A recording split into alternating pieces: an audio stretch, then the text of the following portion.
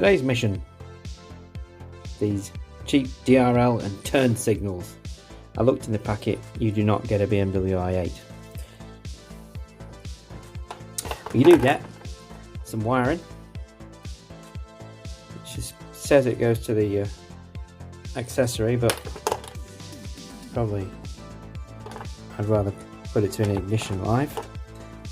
Then there's this connector here which goes into your normal indicator turn signal, and then there's some kind of resistor-y thing, and then there's this rubber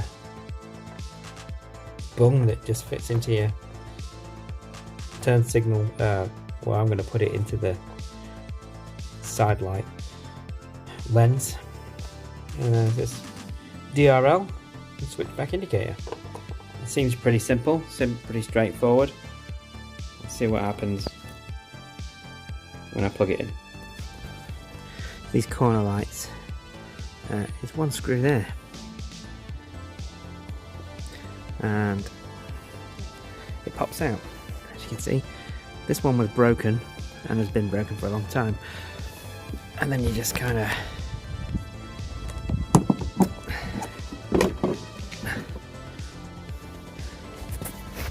just fits in with these two pegs. When you take your wheel arch liners out,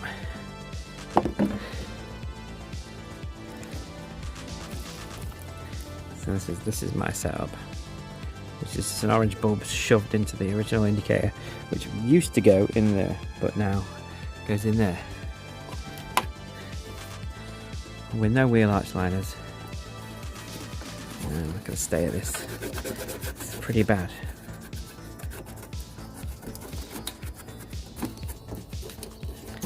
Damn. Okay, so I'm just going to take this with me. As you can see, I've opened this right up because it only had a very small, like a peanut capless bulb that went in there originally. And this is good, it's got a nice rubber thing on it, so that will help. I'm going to put that in right now. That fits in pretty good, I can pick it up with that. So that's a better seal than it was with the other one. Okay. So I'll just take this bulb out of here. So because of all the crap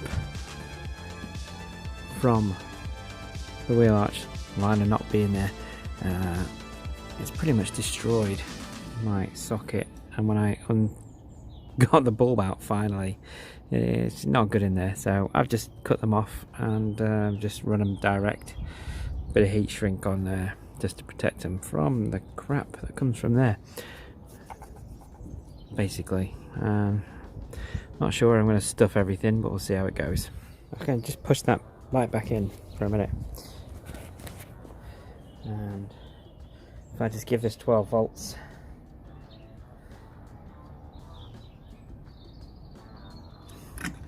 take my battery cover off, yeah, we get the DRL. So I'm just going to leave that connected for a minute and try the indicator. That's pretty cool. So I ran that cable into the fuse box and found a wire for the heater relay, which was an ignition live. So I just spliced it into that for now. And yeah, we'll put them on in a minute. I'm just going to do the other side. We'll see what it looks like. That one went so much easier because I already had the correct bulb fitting thing in there, so I could just literally take it out and put the other one in, because it was I swapped it for the proper orange bulb, which has got offset pins on it, so it just fits straight into that. As you can see, this one was not orange anymore, So let's see what it's like now. Now we've got a nice bright DRL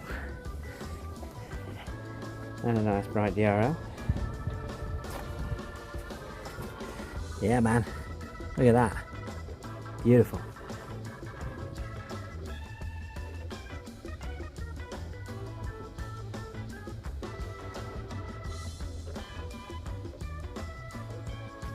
You may have noticed the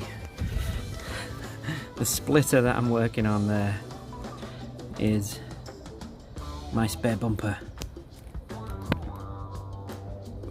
that I just hacked up and cut the bottom 5 inches off, turned it upside down and bolted it onto that bumper. It sounds a lot more simple than it was because I had to take my bumper off to take all the very rusted bolts out for the original lower lip, which doesn't go that low and was very broken. As you can see, I've just hacked out the middle where the lower bar would be, and that went too low, so I've cut that off, and that is going to be, I'm going to graft that back in but the other way around and upside down. I'm also going to put that original piece back in between the two so there isn't a gap or a hole. I don't know, I'll see what that looks like when I put it back on, but obviously I've got to take it off and do loads of stuff to it, but for now I just wanted to see what it looked like, and I quite like it. It's on alright. So it needs painting and fettling and finishing off and edges, but that looks okay.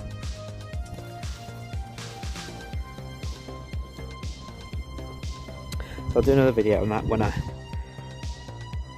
do the job and finish it off properly.